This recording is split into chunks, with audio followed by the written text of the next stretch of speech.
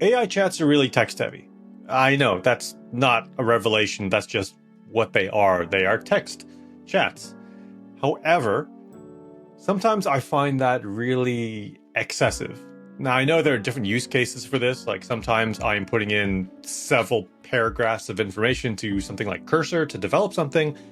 But on the other side of things, sometimes I'm just in the kitchen and I need a little bit of information, or I'm watching TV and I'm just exploring a new topic. These are very lightweight interactions, and the text aspect feels excessive, or the text input aspect feels excessive. It made me wish that I could have more of a casual browsing experience as an alternate mode while still having the flexibility of the LLM. So, in order to explore this further, I built something. I built a prototype. And what I found wasn't just that it felt better physically to be using it, but it helped me think about things a little differently as well. So let's get into it and let's see this prototype. Okay, this is my prototype. This is called NextQ. I built this using Cursor, using React, Node, and all that other standard kind of stuff. And it's using the GPT-5 Mini API.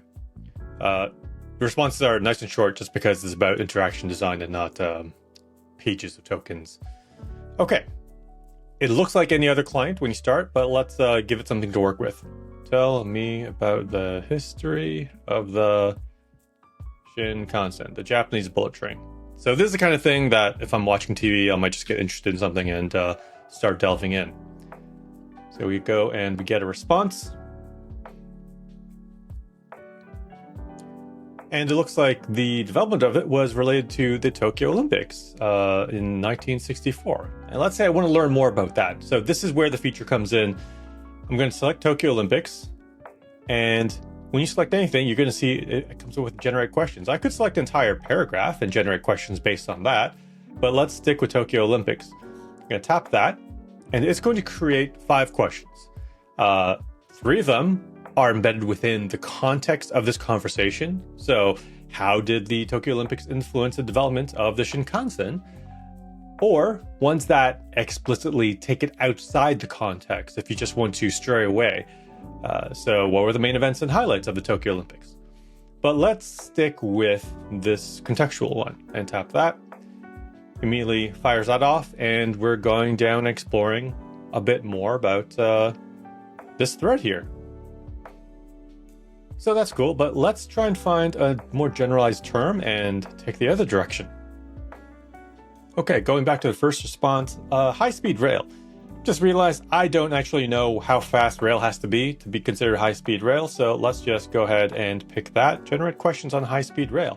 Just that as a term. In this case, I don't care about the Tokyo Olympics. I just want to know more about this definition. And here we have question.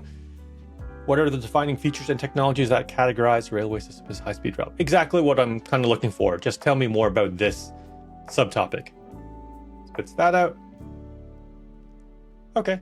Operate at speeds of 250, dedicated tracks. Cool. Learning more. Haven't typed anything since my initial prompt. And that feels pretty good. It feels good on mobile too. This is mobile friendly. I've used this on my phone, and it's pretty dang pleasant.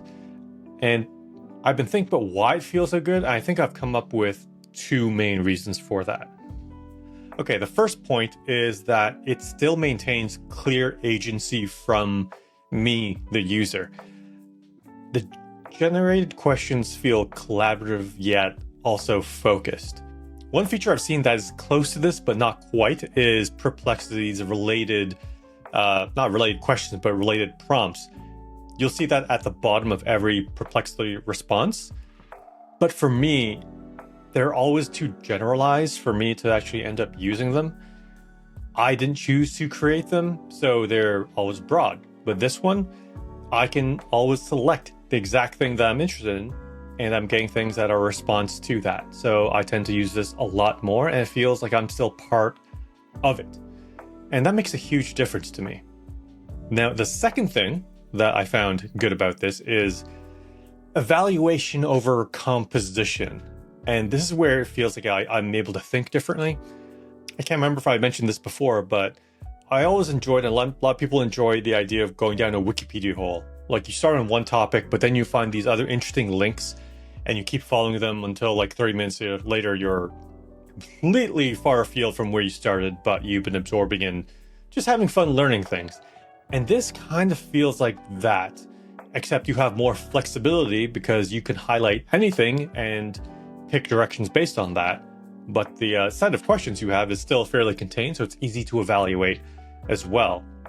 And because now that I have that option, I'm not going into the mode where I'm trying to compose something in my head anymore. I'm not going into writing mode. I am just reading. And that is something that I realize I miss. It's good to have both options. Obviously, writing gives you complete 100% flexibility, but this gives you a kind of casual speed or momentum or smoothness to the experience that I really do enjoy. In a way, it almost feels like it's not faster, but speed bumps are being removed from a process like this. The other thing that I like about this is more future facing, because I think questions have a lot of potential. You know, a system like this could be asking questions like you would normally ask them based on your history, or it could be going the other way and try and ask really smart questions that you don't normally ask at all. And maybe that helps you expand the kinds of questions that you ask.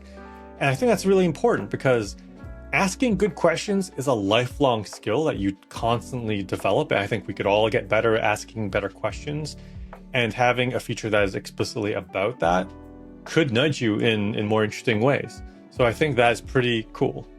Okay, so that's NextQ. And if you want to try for yourself, you can go to nextq.vercel.app and just give it a shot. It has some rate limiting, but there's definitely enough for you to play with it and get a sense for how this feels. And if you want to keep on using it, you can go in settings and you can put in another OpenAI API key, and then you can use it as much as you want. And if you do, I'd be really curious to hear how you feel like it works for you. How does it feel different? Is it matching up with what I was describing?